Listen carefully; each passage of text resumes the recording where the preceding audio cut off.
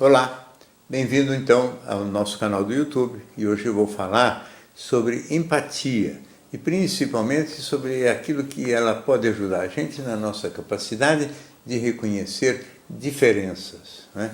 A empatia é muito diferente da capacidade de se colocar no lugar do outro, não é assim, eu levo a minha alma para a mente do outro para saber exatamente como eu, no lugar dele, sentiria as coisas. Isso é uma operação relativamente simples e que dá margem a muitos erros, porque o outro não sou eu, o outro tem uma história de vida diferente, tem vivências diferentes, então quando a gente se coloca no lugar do outro, a gente mais erra do que a gente acerta. A empatia é diferente, eu tentar entrar dentro da mente do outro com a cabeça mais vazia e desprovida de informação possível, para tentar sentir como é que funciona efetivamente o psiquismo daquela pessoa, e não reproduzir lá dentro o meu jeito de funcionar. Isso é muito pouco adequado para entender as diferenças e para entender a outra pessoa, porque se a gente entra com a cabeça da gente no outro, a gente levando a cabeça da gente não vai ver diferenças, vai ver, e aonde aquilo não combinar, a gente vai sentir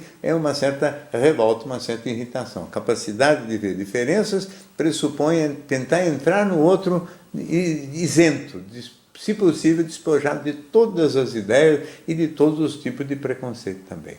Então, por exemplo, quando um indivíduo que é mais generoso tenta entender como é que funciona a mente de uma pessoa mais egoísta, ela sempre pensa na culpa que o tipo vai sentir quando se arrepender de ter feito alguma maldade, etc. Isso, por exemplo, é um erro grande, porque o egoísta não tem culpa. Então, o generoso demora e tem dificuldade de aceitar a ausência de sentimento de culpa no tipo mais generoso. E com isso, ele acaba cometendo muitos equívocos, porque ele não entende exatamente como é que funciona a mente da outra pessoa, que é uma mente muito prática, muito objetiva, e diga-se de passagem, a recíproca não é verdadeira, ou seja, o tipo egoísta sabe muito bem que o generoso sente culpa, e sabe até o que significa culpa na cabeça do egoísta, do generoso. Então, o que ele faz, em geral, é acusar o generoso de egoísmo, por exemplo, sempre que ele é contrariado. Então o egoísta usa a palavra egoísmo, ou você está sendo um egoísta, com muito mais frequência do que o generoso. E o generoso, quando ouve essa palavra,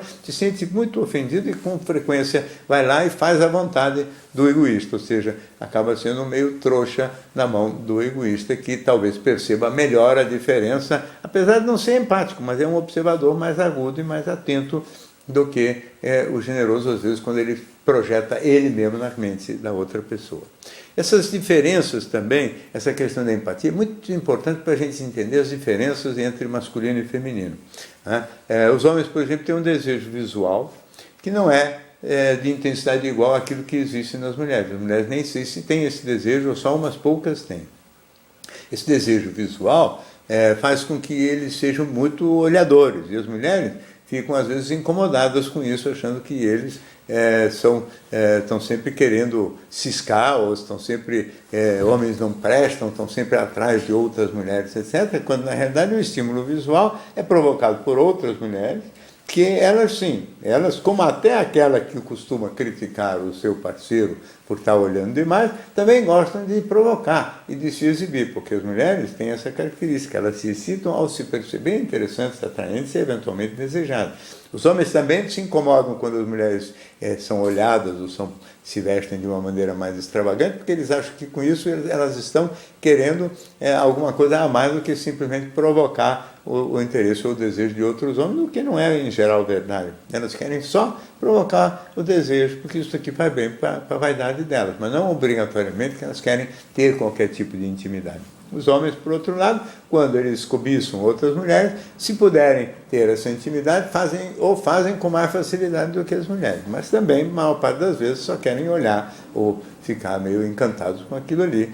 E as mulheres se revoltam, e os homens se revoltam uns com os outros, porque não entendem a existência da diferença. A diferença, na verdade, é uma diferença na biologia. E não há nenhum crime, portanto, em a gente ser desta ou daquela maneira. E simplesmente tem que entender que as mulheres gostam de provocar e os homens acabam sensibilizados e olhando para as mulheres provocadoras, que, obviamente, se provocam justamente para despertar o olhar dos homens. Então, ninguém está errado, e esse é o jogo, vamos dizer assim, da vaidade humana em relação a esse aspecto.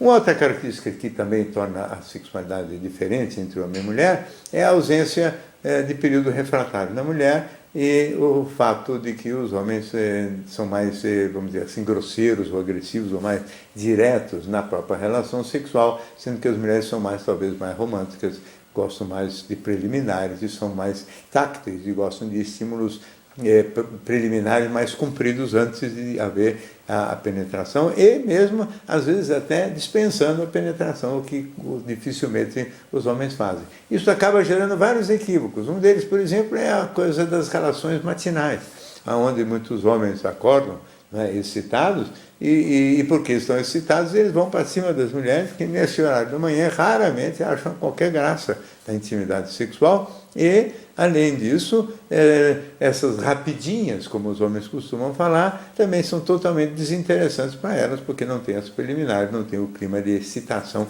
que deriva dos estímulos tácteis. Então, acaba se transformando numa coisa mecânica, antiquada até, um pouco grosseira e própria da mente masculina, que não tem absoluto respeito, nesse caso, pelas características femininas, que são muito mais tácteis, muito mais de preliminares, muito mais de um clima, de criação de clima, do que simplesmente de atacar a mulher como se fosse uma presa mamífera. Não é?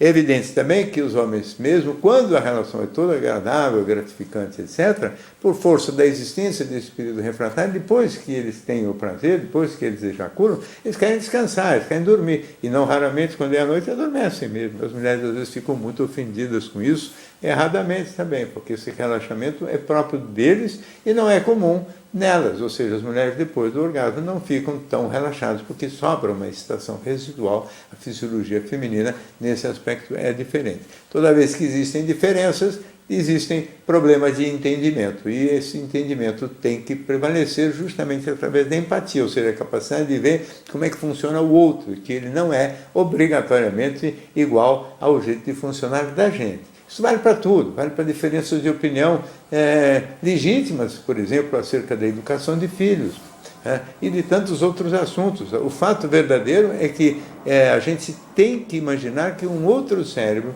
inteligente, querido, que a gente admira o jeito de operar e de funcionar, às vezes conclui de uma maneira diferente da gente. E essa diferença, na conclusão, não é obrigatoriamente sinônimo de ofensa pessoal, nem sinal de coisa alguma. Apenas significa que cada cabeça é realmente uma sentença, e não se sentir ofendido com isso pressupõe para entender como opera a outra cabeça, e principalmente que duas pessoas pensando com honestidade e com rigor podem chegar a conclusões diferentes. Esta é uma das questões fundamentais do convívio, e a arte de conviver com docilidade e com serenidade e com respeito, e não com grosseria ou com brigas, certamente pressupõe a existência de empatia, ou seja, essa capacidade da gente olhar o outro com isenção e tentar entender como ele funciona, e não tentar impor o nosso modo de ser a eles.